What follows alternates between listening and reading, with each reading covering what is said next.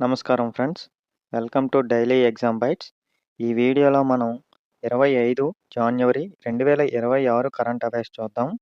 SSC, RRB మరియు banking ఎగ్జామ్స్‌కి important క్వెషన్స్‌ని ఎక్స్‌ప్లెయిన్ చేస్తాను. ఫస్ట్ క్వెషన్ చూద్దాం. ఫుజియామా పవర్ సిస్టమ్ తన 1 గిగావాట్ సోలార్ సెల్ మ్యానుఫ్యాక్చరింగ్ ప్లాంట్‌ని భారతదేశంలో ఏ స్టేట్‌లో స్టార్ట్ చేసింది? ఆప్షన్స్ చూడండి. రాజస్థాన్, గుజరాత్, ఉత్తరప్రదేశ్, మధ్యప్రదేశ్. కరెక్ట్ ఆన్సర్ చూసుకుంటే ఉత్తరప్రదేశ్. ఈ ప్లాంట్‌కి 300 కోట్లు ఇన్వెస్ట్‌మెంట్ జరిగిందండి. మేము ఈ క్వెషన్‌ని ఇలా డిజైన్ చేసాం. కానీ క్వెషన్‌ని వాడు తిప్పి తిప్పి ఎలా అయినా అడగొచ్చు. సో, మనం ఇందులో ఉన్న కీ పాయింట్స్ అన్నిటిని గుర్తుంచుకోవాలి. వాడు సామర్థ్యం అడిగితే 1 గిగావాట్స్ అని చెప్పాలి. లేదు అనుకుంటే ఏ స్టేట్ అంటే మనం ఇప్పుడు చెప్పుకున్నట్టు ఉత్తరప్రదేశ్. లేదు అనుకుంటే వాడు ఎంత ఇన్వెస్ట్‌మెంట్ జరిగింది అని అంటే 300 కోర్స్. సో, మనం ఈ కీ పాయింట్స్ అన్నీ గుర్తుంచుకోవాలి. సో, చూసుకోండి. ఓకే. Next point. ఐసీజీఎస్ వరాహ మరియు అతుల్య ఏ శక్తితో వ్యాయామాలతో పాల్గొనవలసి ఉంది? Sri Lankan navy, Maldives coast guard, Sri Lankan coast guard, Bangladesh coast guard.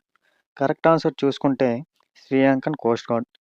ఈ విజిట్ వల్ల ఇండియా మరియు శ్రీలంకన్ కోస్ట్ గార్డ్స్ మధ్య ప్రొఫెషనల్ కోఆపరేషన్ ఇంప్రూవ్ అవుతుంది.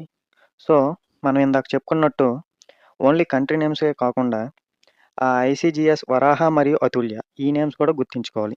క్వెషన్ ఇలా కూడా అడగొచ్చు. సో, చూసుకోండి. ఐసీజీఎస్ వరాహ మరియు అతుల్య ఏ శక్తితో వ్యాయామాల్లో పాల్గొనవలసి వచ్చింది?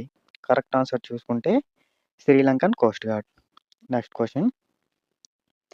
ఆఫ్రికాలో $50 మిలియన్ హారిజన్ 1000 ఏఐ ఆరోగ్య కార్యక్రమాన్ని ప్రారంభించేందుకు గేట్స్ ఫౌండేషన్‌తో ఏ సంస్థ భాగస్వామ్యం కలిగి ఉంది? ఆప్షన్స్ చూసుకుంటే open AI, Microsoft, IBM, Google. Correct answer చూసుకుంటే ఓపెన్ ఏఐ.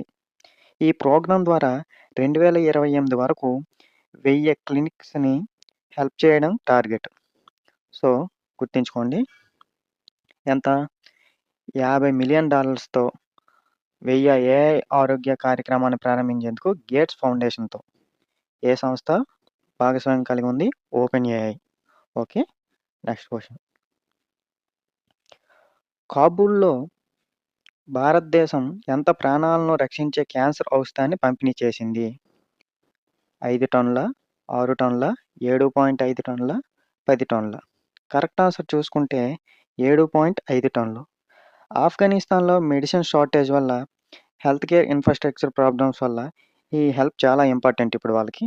సో, మన భారతదేశం కాబూల్‌కి ప్రాణాలను రక్షించే క్యాన్సర్ ఔషధాన్ని 7.5 టన్నుల్ని పంపిణీ చేసిందండి. ఓకే. Next question. భారతీయ రైల్వే ఏ రైల్వే స్టేషన్‌లో హ్యూమనాయిడ్ రోబో ఏఎస్‌సి అర్జున్‌ని పరిచయం చేసింది? New Delhi, Secunderabad, Chennai central, Visakhapatnam. Correct answer చూసుకుంటే విశాఖపట్నం అండి. ఈ రోబోట్ సెక్యూరిటీ, క్రౌడ్ మేనేజ్మెంట్ మరియు క్లీన్‌నెస్ మానిటరింగ్ కోసం యూజ్ అవుతుంది. అలాగే దీనికి ఇంకా క్రిమినల్స్‌ని ఐడెంటిఫై చేసే ఆప్షన్ కూడా ఉందండి. ఓకే. సో, గుర్తుంచుకోండి. ఇక్కడ రైల్వే స్టేషన్ విశాఖపట్నం గుర్తుంచుకోవాలి.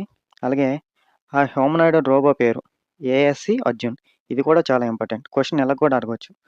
ఆ హ్యూమనాయిడ్ రోబో నేమ్ అడిగినప్పుడు ఏఎస్‌సి అర్జున్. ఎక్కడ? విశాఖపట్నం రైల్వే స్టేషన్‌లో దీన్ని ఇంట్రొడ్యూస్ చేశారు. Okay. Okay. Next question. Grand slam టోర్నమెంట్‌లో 400 మ్యాచ్లు నమోదు చేసిన మొదటి ఆటగాడు ఎవరు? Rafael Nadal, Roger Federer, Andy Murray, Novak జోకోవిచ్. కరెక్ట్ ఆన్సర్ చూసుకుంటే ఆప్షన్ డి నోవాక్ జోకోవిచ్. ఈ రికార్డ్ ఆస్ట్రేలియన్ ఓపెన్ 2026లో సెట్ అయిందండి. ఓకే. గుర్తుంచుకోండి. గ్రాండ్ స్లామ్ టోర్నమెంట్‌లో 400 మ్యాచ్లు. ఇది ఒక కీ పాయింట్. ఎన్ని మ్యాచ్లు? 400 మ్యాచ్లు. చేసిన మొదటి ఆటగాడు ఎవరు? నోవాక్ జోకోవిచ్. ఓకే. నెక్స్ట్ క్వెషన్ చూడండి. బీబీసీ యొక్క వాయిస్ ఆఫ్ ఇండియాగా ఎవరు ప్రసిద్ధి చెందారు? Ramesh Thapar, Karan Thapar, Mark Tully, David Frost. Correct answer చూసుకుంటే ఆప్షన్ సి మార్క్ టుల్లే. ఆయనకి పద్మవిభూషణ్ 2005లో మరియు నైట్‌హుడ్ 2002లో లభించాయండి. సో, మనం గుర్తుంచుకోవాలి ఇవి కూడాను. అప్పుడప్పుడు అవార్డ్ సెక్షన్‌లో ఇవి కూడా అడగొచ్చు. ఈ మార్క్ తుల్లేకి పద్మభూషణ్ ఎప్పుడొచ్చిందండి? 2005లో. నైట్‌హుడ్ ఎప్పుడొచ్చింది? 2002లో. ఓకే. ఈయన్ని బీబీసీ యొక్క వాయిస్ ఆఫ్ ఇండియాగా ప్రసిద్ధి చెందారండి. ఓకే. Next question. భారతదేశంలో జాతీయ పర్యాటక దినోత్సవాన్ని ఎప్పుడు జరుపుకుంటారు? January 24, January 25, January 27, September 27. Correct answer చూసుకుంటే ఆప్షన్ బి జాన్యువరి 25 అండి. ఈ సంవత్సరం 2026 థీమ్ ఏంటంటే rural and community centric tourism. Remember world tourism day అయితే సెప్టెంబర్ 27 అండి. మనం ఇక్కడ దేని గురించి మాట్లాడుతున్నాం?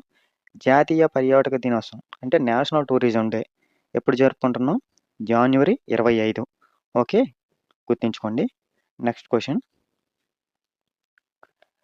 జాతీయ ఓటర్ల దినోత్సవాన్ని మొదట ఏ సంవత్సరంలో జరుపుకున్నారు? ఓకే. ఆప్షన్స్ చూడండి. 2005, 2008, 2010, 2011. కరెక్ట్ ఆన్సర్ చూసుకుంటే ఆప్షన్ డి 2011. ఇది ప్రతి సంవత్సరం జాన్యువరి 25న మనం అబ్జర్వ్ చేస్తామండి. ఈ 2026 థీమ్ ఏంటంటే మై ఇండియా, మై ఓట్.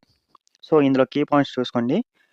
మనం ఏ డేట్‌ని సెలబ్రేట్ చేసుకుంటామంటే జాన్యువరి 25 అని చెప్పాలి. అదే ఇది ఎప్పటి నుంచి స్టార్ట్ చేసామంటే 2011 నుంచి అని చెప్పాలి.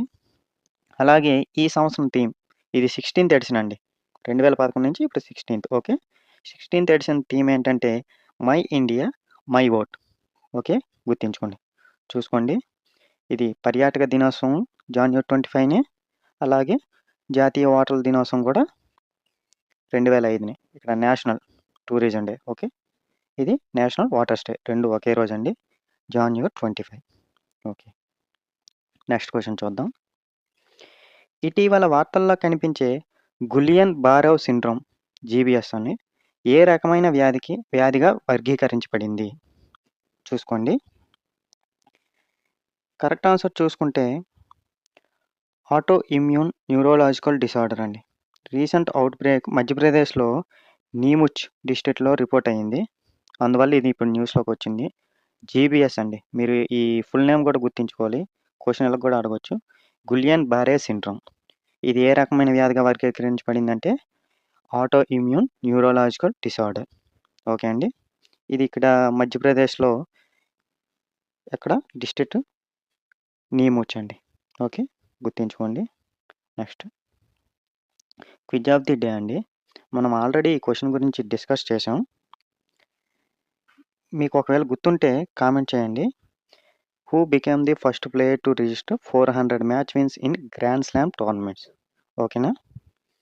వీడియో హెల్ప్‌ఫుల్ అనిపిస్తే లైక్ చేయండి. డైలీ అప్డేట్స్ కోసం డైలీ ఎగ్జామ్ బైట్స్‌ని సబ్స్క్రైబ్ చేయండి. Thank you for watching.